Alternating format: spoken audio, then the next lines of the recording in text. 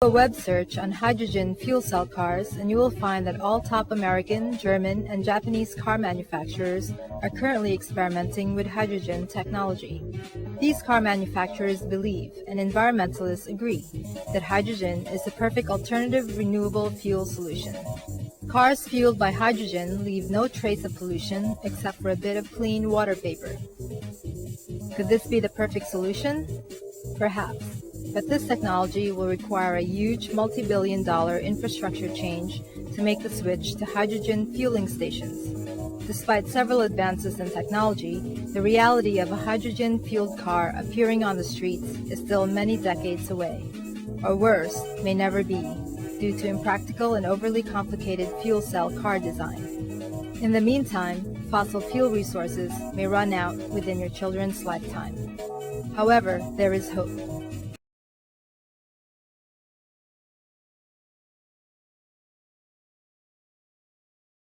A golpe de subidas de precio y de restricciones, el petróleo se ha ganado como nunca el nombre de oro negro. Por eso están hoy de moda todos los inventos.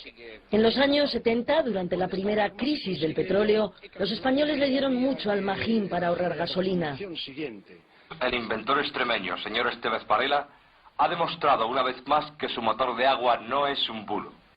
Arturo Estevez fue uno de los inventores más populares. Echaba un trago al botijo y el resto del agua era para su motor. Mi patente, la licencia para España, la cedo gratuitamente al Estado para beneficio de todos los españoles. Dejaba a todos boquiabiertos. El motor que había inventado funcionaba básicamente con agua, a la que añadía, eso sí, un mineral secreto. Ha mezclado concretamente el agua con estas piedras que pueden ver ustedes aquí en la palma de mi mano. Gracias a la reacción con el agua, aquel ingenio arrancaba y sin contaminar. Y aquí está don Arturo Estevez circulando en su ciclomotor alimentado por el hidrógeno que produce su invento.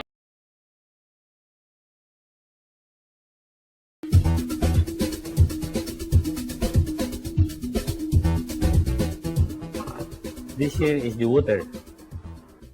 You need 1 liter of water to run for 1 hour.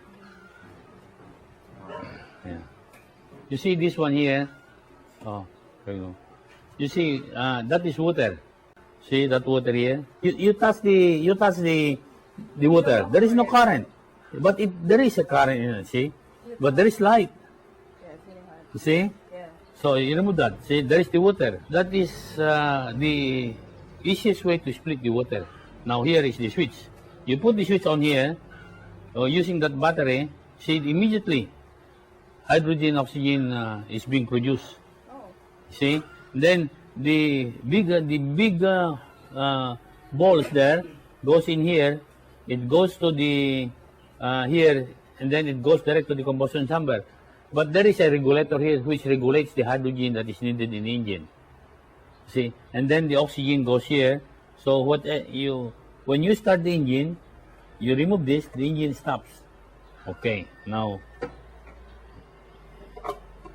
then now I'll show you. If you remove the battery, so you see the battery, that using only one battery. All right, I'll put the switch on. See? No lights with that battery. And then you put the battery. Oh, you see. So there is already the splitting of hydrogen using only that small battery. I was able to split the water in very minimal current. That is the trade secret of the invention. You start the engine and start. See, you need about 4 to 5 turns before it runs because there is no fuel pump. It creates first hydrogen being sucked into the intake manifold. Since hydrogen is 14 times lighter than air, it goes immediately to the combustion chamber. So what you do here, you remove this one here. This is the fuel line. You remove this, the engine stops.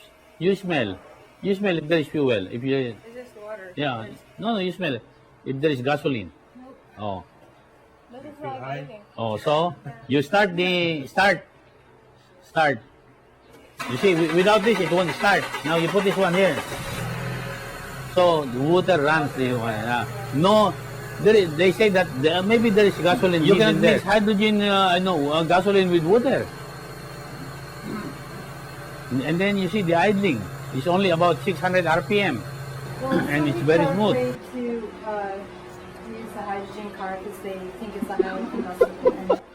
Because you know why it will not explode? Because another invention that I made.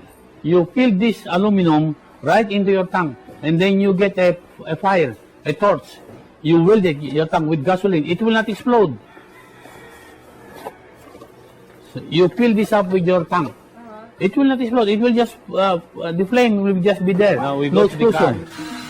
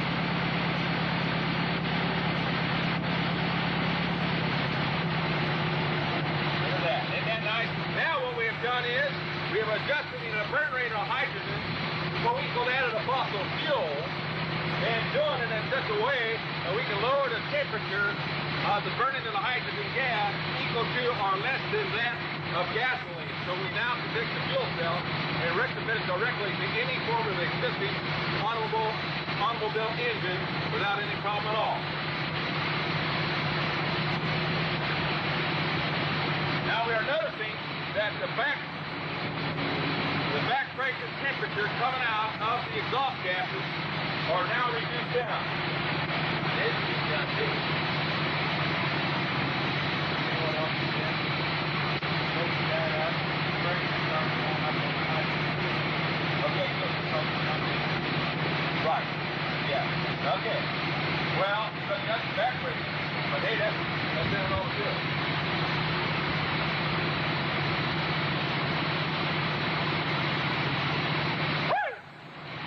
Praise the Lord and pass the ammunition. Now, I want to point out something. We are clocked at 4 minutes, 4 seconds into the running of the engine. There's no way in the world that engine can be running off of gasoline because, ladies and gentlemen, the gas tank is right here on the ground. Now, it took us exactly 11 minutes to change the dune buggy from gasoline to running off of natural water. And this is exactly the same apparatus that we pointed out and we demonstrated operating a high temperature flame well over 2,500 degrees.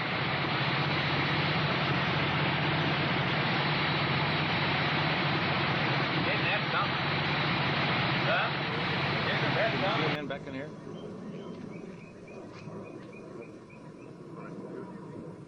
Are we on? Okay. Yeah. Okay, now this is the hydrogen computer system, which was designed in order to be able to process the fuel, to produce the hydrogen gas from water and do it economically and be able to control its firing, go in the engine to allow the Volkswagen engine to run off of hydrogen. There's a lot engineering design that went into this, even though that this is our systems engineering approach. The hydrogen computer system you see here will be miniaturized down to several IC chips, which will allow us to give the economics to apply to a conventional car. Over here, there's very unique design features that had to be developed in order to develop the water fuel cell as a retrofit energy systems to conventional cars. We had to go ahead and develop the laser, what we call the laser distributor, as you see right here, which is put between the conventional rotor cap and that of the rotor assembly. And primarily what this does, this sets up the electronic signals that goes back and triggers the computer system in order to allow the car to run successfully on hydrogen. In order to run this engine off of water, we've also had to learn the ability to adjust the burn rate of hydrogen to co-equal the fossil fuels. We did this by simply now pulling off a portion of the exhaust gas that's coming from the engine, as you see through this tube here, that's going through this electronic regulator that's hooked up to the hydrogen computer. And basically what's happening is that as the ambient air is going into the engine and going through the burning process, it produces the non-combustible gases that retards the speed by which the oxygen atom unites to hydrogen and bring on gas ignition. So by simply using the non-combustible gases coming from the exhaust of the engine, we now modulate and control the speed by which that oxygen unites with the hydrogen, and therefore we are adjusting the burn rate of hydrogen to co-equal that of gasoline or fossil fuels or even diesel fuel. And that gave us the number one retrofit capabilities of retrofitting the water fuel cell technology to an existing engine. And we do this electronically. The unit that you see right here, we call this a gas processor. And basically what we're doing is we're ionizing the ambient air gases that is now going into the process. And this allows us to trigger and use the hydrogen fracturing technology and tapping into a higher energy yield coming from the hydrogen. The unit you see right here, this is referred to as a resonant cavity. Water is now fed into the resonant cavity through this water tank, and as such, we now expose the water to a very high intense pulse voltage field and restrict the amps, and therefore the electrical polarization process now allows us to release the hydrogen economically from water. And by attenuating the voltage field, the amplitude of the voltage field, we now can control the rate of the production of the hydrogen gas on demand. So this is what's referred to as a constant demand generator. We also now extend or allow the voltage amplitude to increase even to a higher level and allow the water atoms to go into an ionization state, which gives us the ability even to produce a higher energy yield by producing more hydrogen gas on demand. So the fuel now coming from the water through the electrical polarization process going into resonance meaning that we're actually tuning into the dielectric properties of water, and it allows us to reduce amps flow down to a minimum and allow voltage to take over that disassociates the water molecule on demand. And those fuel gases are now coming through this electronic injector system as you see here. So basically, we're now feeding the ionized air from the gas processor. We're now also taking the water fuel gases that are now coming from ordinary water. We are now mixing it with the non-combustible gases and the ambient air gases and regulating those control of the fluid mediums or for fluid mediums. And as a result, now we can tune in and allow this engine to run off of natural water. This system's approach, this particular unit here is referred to as the VIC, or the voltage intensified circuit technology. This is being miniaturized down to a very small, lightweight system. This is demonstrated in our systems engineering approach on the technology that we can apply it to other applications, not only in the transportation area, but also in industrial applications. So it was paramount that we would demonstrate and have the technology solved for design engineering, retrofitting to existing energy-consuming devices, whether it's being run in an internal combustion engine or a diesel engine or hook it to an industrial process. So all of these design interfacing technology is now being solved. We're in the latter stages of what we call the pre-engineering system, which will now allow us to miniaturize the technology once we're completed on the design applications and take it into mass production. I'll give you a classical example of this. We've also developed from this technology, which we call the water fuel cell injector. And basically, this injector now is a miniaturized water fuel cell or miniaturized resonant cavity. And this technology now allows us to simply replace, we can bypass this part of the system's approach and now simply replace the spark plug with the water fuel cell injector. And as a result now, we can run the water up to the injector, which is now being processed and being exposed to a very high pulse voltage frequency. And as a result, as the water fuel is going into the system, then the explosion takes place inside the cylinder. Therefore, it makes this an extremely fail-safe, operable system. The cord that you see here is strictly hooks up to a very high intensity voltage pulse, and we restrict the amps to cause the electrical polarization process, which in turn the voltage amplitude now takes it and goes in the ionization state to perform the hydrogen fracturing technology. And then in turn, the high pulse voltage frequency now allows the ignition of the gases. So therefore, we do this electronically. And so this technology has taken us down to the water fuel cell water fuel injector, as you see here today, which gives us a very economical way of simply converting and running a conventional car on natural water. So basically what we do is we feed ordinary natural water in here, non-processed natural water. We now feed the ambient air gases being ionized. It's being mixed with the water. And then we mix the non-combustible gases going in the system that regulates the control that allows us now to release the thermal explosive energy from hydrogen and do it on a control means. What we call the laser accelerator control. And this had to be developed in order to translate from a mechanical displacement to an electronic displacement in order to allow the hydrogen computer system to produce the gas on demand based on acceleration control. So what you're really seeing with the water fuel cell as it is today is that we have a full system engineering approach, allowing us now to use water as a main fuel source to be able to run a conventional engine and run it on water and do it and equal or supersede the performance of a car running on gasoline and diesel fuel. Many people do not realize that when you run a car or truck on either gasoline or diesel fuel, you're actually running it on hydrogen. And all we're doing is using the hydrogen from water. And under the National Bureau of Standards figures shows that when you use water, the energy release is roughly 2.5 times more powerful than that of gasoline. So water is a very powerful fuel. And all you needed to do was solve the answers of, number one, producing the hydrogen economically, controlling it on demand, being able to adjust the burn rate of the hydrogen gas to co-equal the fossil fuels, and the third one was to be able to transport it without spark ignition. And we've solved all of these problems on the design engineering.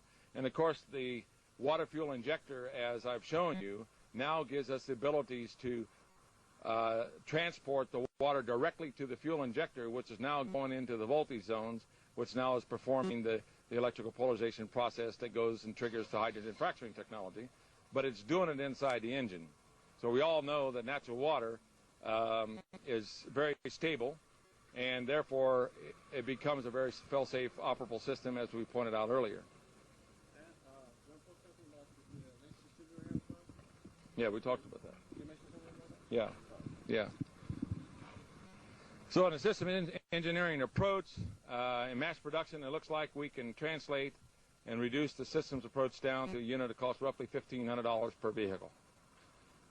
For trucks, it will be slightly larger than that, below $5,000. It looks like we'll be able to reach the economics to it and use an ordinary natural water. You add nothing to the water. You don't process the water in any way. Now here's another feature to the system that everybody asks me about. Is what happens to the water in the wintertime? Does it freeze up? Well, part of our technology was in the areas of development what we call a steam resonator. Now, since the unlike atoms take on opposite electrical charges, we simply use another part of our technology to restrict the Ansel voltage to take over, and therefore we agitate the water molecules, which in turn generates kinetic energy, which in turn heats the water. Now, this is phenomenal in the fact we consume very little electrical energy in order to heat the water. So there are very far-ranging advantages and features to the technology, ranging even in the areas that we now have a way of using voltage and by switching off amp flow and dealing with the environmental control areas. We're developing the technology in the areas of desalination of salt water. Whenever you have a free and abundant energy source like water, it's only limited to the imagination to put it to work. This technology is very applicable to desalination of the salt water, handling of toxic waste chemicals by high pulse voltage frequency and restrict the amps. We now can separate the molecular structure of toxic chemicals and render them useless and safe. It also takes us to the technology of combining unlike atoms that heretofore was not possible under the natural state of covalent link-up.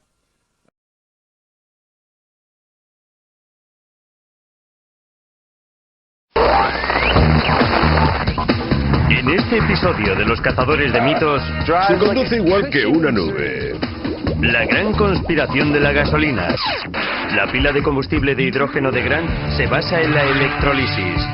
Cuando se aplica voltaje a electrodos sumergidos en agua, las moléculas de H2O se separan en hidrógeno y oxígeno, suficiente para que funcione el coche.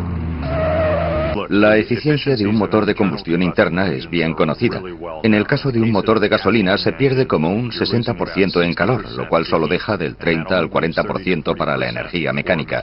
En el caso de un diésel la proporción es casi del 50-50. Pero para probar si un coche sería capaz de funcionar con hidrógeno, los chicos lo dirigirán directamente al carburador.